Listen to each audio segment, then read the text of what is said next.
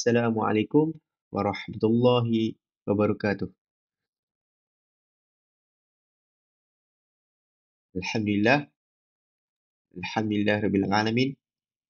Wassalatu wassalamu ala asyrafil anbiya'i wal mursalin wa ala alihi wa sahbihi ajma'in. Rabbi shrah li sadri wa yassir li amri wahlul 'uqdatam min lisani yafqahu qawli. A'udzu billahi minasy syaithanir rajim.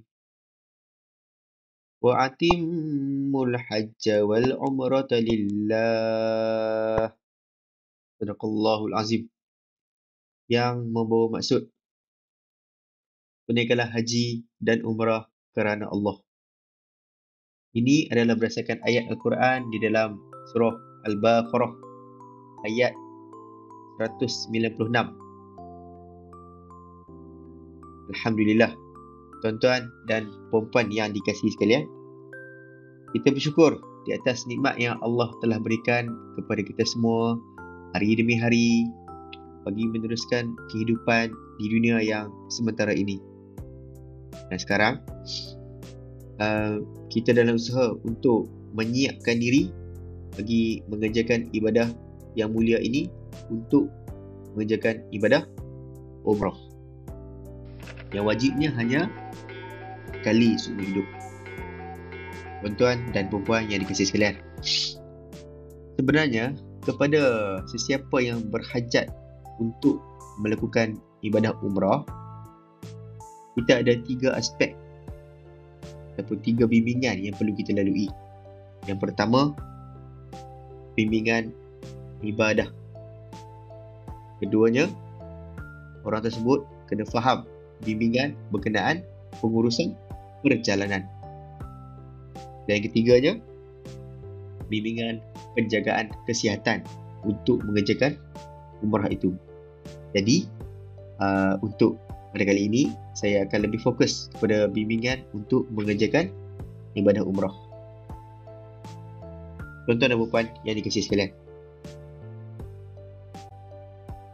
sebelum saya pergi lebih jauh, mula-mula sekali kita perlu menelusuri perjalanan sejarah baginda di dalam melakukan ibadah umrah. Kita dapati banyak panduan dan bimbingan apabila menjalankan ibadah umrah itu. Tuan-tuan dan puan, yang pertama dari segi sejarah. Nabi Muhammad SAW menerima perintah dari Allah untuk menunaikan ibadah haji.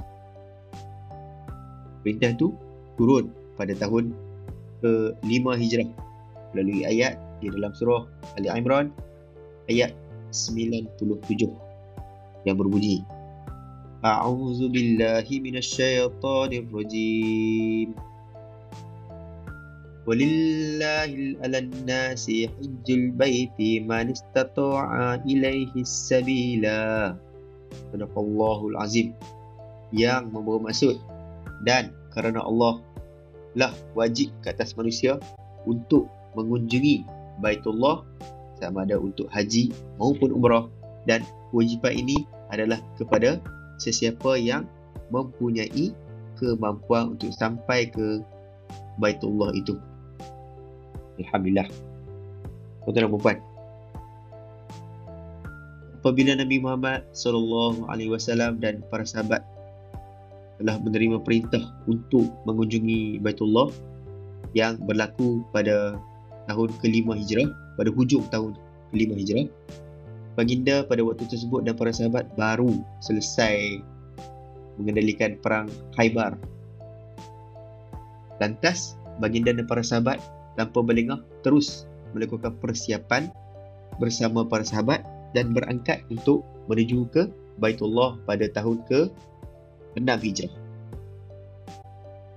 Perjalanan menuju ke kota Mekah ini paling sekali diketahui oleh orang musyrikin Mekah yang tidak sukakan Islam, dan mereka mengadakan perbincangan sesama mereka bagi menghalang Nabi Muhammad SAW dan para sahabat daripada memasuki kota Mekah untuk mengerjakan ibadah mulia itu. Tuan-tuan dan puan, kita kena ambil faham bahawa sebahagian daripada sahabat adalah rakyat asal ataupun lahir di negeri Mekah itu sendiri. Jadi apabila turun sahaja perintah daripada Allah ini, sahabat sangat-sangat gembira untuk melakukan ibadah haji di Mekah. Tetapi mereka terhalang oleh kaum musyrikin dan terjadilah suatu perjanjian yang dinamakan perjanjian Hudaibiyah. Di dalam perjanjian Hudaibiyah tersebut ada beberapa butiran daripada perjanjian di dalam perjanjian tersebut. Antaranya, apa-apa yang terjadi pada tahun ini, tahun 6 Hijrah, orang Islam tidak dibenarkan sama sekali untuk memasuki tanah suci Mekah, tetapi dibolehkan untuk memasukinya pada tahun hadapan.